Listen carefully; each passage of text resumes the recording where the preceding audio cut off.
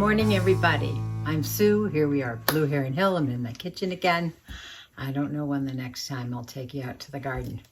We'll see, but I've been bringing in lots and lots of produce. But today, my beans are still going. They're in their second flush, like I call. In July and early August, the pole beans were just so prolific. I grow two different kinds. One is a purple potted pole bean. Say that one fast a few times. And then another one is a yellow pole bean called Monte Gusto. And this is what they look like. I prefer to grow these first time this year. These are so prolific. They're so delicious. I am going to continue to grow these. I enjoy growing a pole bean because bending over, picking from bush beans is getting a little hard on the body. So I go with pole beans, and they take up less space in your garden. I usually plant these purple ones, and these I plant, they're delicious, and there's nothing wrong with the standard green bean, but you can see these. Those green ones seem to camouflage in the leaves, and these stand out nicely, but they lose their purple color when they're cooked. So they're just the same as a green bean. Well, I have a pot of them. Oh, pretty coloring, isn't that? So I want to can these. Now, I don't usually can green beans or purple or yellow beans.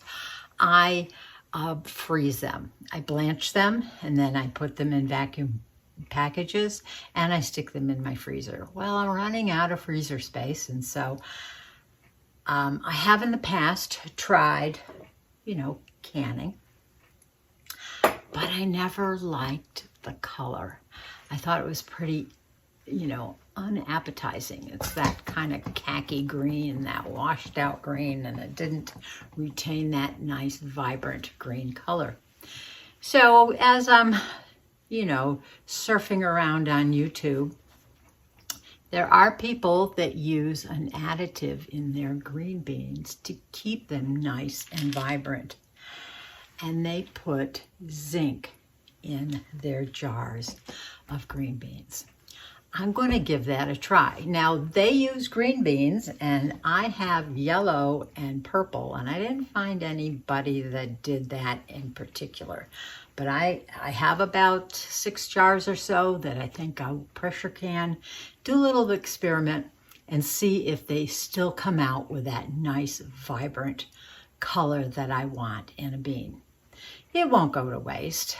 I will still use these pints in all sorts of dishes, casseroles, soups, in stews and things like that. And they won't go to waste. And I still have a freezer full of green beans to use, fresh on the dinner plate. So let's get started. Now I snap my green beans, or well, in this case, my yellow beans and purple beans, the same way everybody else does. I take that blossom end off, but I do leave this end on. It's just a continuation of the bean. There is no bitter flavor or anything like that. It's just a step that I'm just leaving out. And then I'm snapping them in, inch and a half, about an inch and a half length. These are all washed. I still have a whole bag from yesterday. This is what I picked in one day. But this is my experiment, and this is what I'm going to give it a try. Now, I don't think I have enough for 7 pints, but I do have 7 pints fits in my pressure canner. Beans have to be pressure canned. They're a vegetable. They're non-acidic, so they're not going to make it in a water bath manner. So I guess that was not even, so we're just gonna fill them up, shake them down, and you fill them to 1 inch headspace. And I am going to pack them tightly as I can. They are hard to fill this job. There will be a lot of air space here. So we're going to have to do some good time debubbling in each one of these.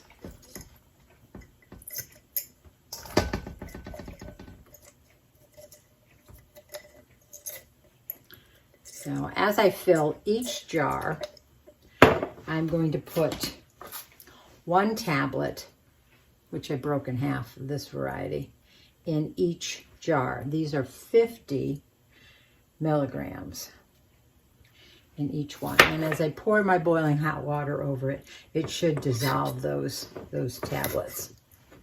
And certainly the pressure cooker will do its job in dissolving the zinc tablet. Some of these are long. It does look like I have enough to fill my pressure can with what I snapped here. I am going to snap up a few more beans because I can pack these jars a little tighter than I have them right now.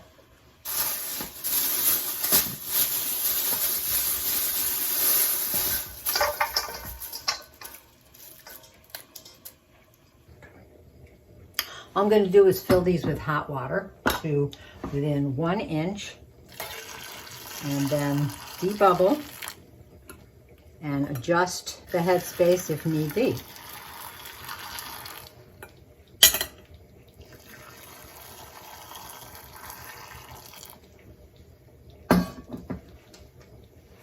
My debubbler of choice.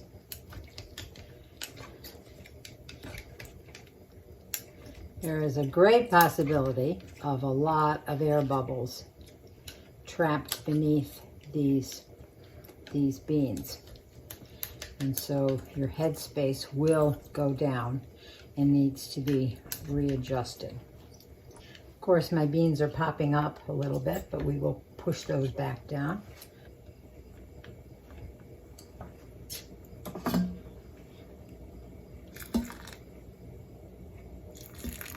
I'm going to put an optional 1/4 teaspoon of salt in each one of these pints. It's not needed for preservation or anything, but I like to do that to the vegetables. Okay, time to wipe the rims. All of this is a very standard procedure if you can regularly. This is a good time to check for any nicks or cracks on the rims of your jars, because if you have any of those, you'll be almost guaranteed to have a fail. Then again, fingertip tight. I like to screw it on until the jar just moves, and then just a tiny bit more than that. The water in my pressure canner is heating up on the stove, and I am just going to put these in there now. A nice cozy fit for 7 jars of green beans. Well, yellow and purple beans. So these are going to pressure can for 20 minutes, 4 pints. And of course, the procedure is you wait till the steam comes out of the vent for 10 minutes, and then you put your weight on it, and then you let your pressure rise to the prescribed number for your elevation. For mine, it is 10. And so I will let it go then for the 20 minutes. and then you let it return to 0. You let it wait a little while, you release the lid, let it wait another little bit, and then you can take them out. I'll be back when we take them out of the pressure canner.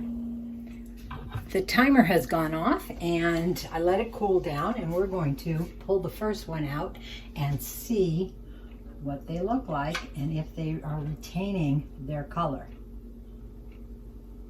Well, what do you think? Color isn't too good on the camera here, but I think the purple beans, which do turn green, retained a nice darker green color than usual. Let me get the rest out. I think they look absolutely wonderful. Look at the color of that green bean. It hasn't washed out, turned that olivey drab green color. Very pleasing to the eye. That's what I objected to. There's no flavor difference when you can your green beans, but using the zinc certainly did make them more attractive. Thanks for following me on this video. Let me know down in the comments, what do you think about this method using the zinc in your canned green beans? Let me know, have you tried it before? Subscribe if you haven't. Give me a thumbs up. And until the next time that we can go preserving for our pantry. Bye.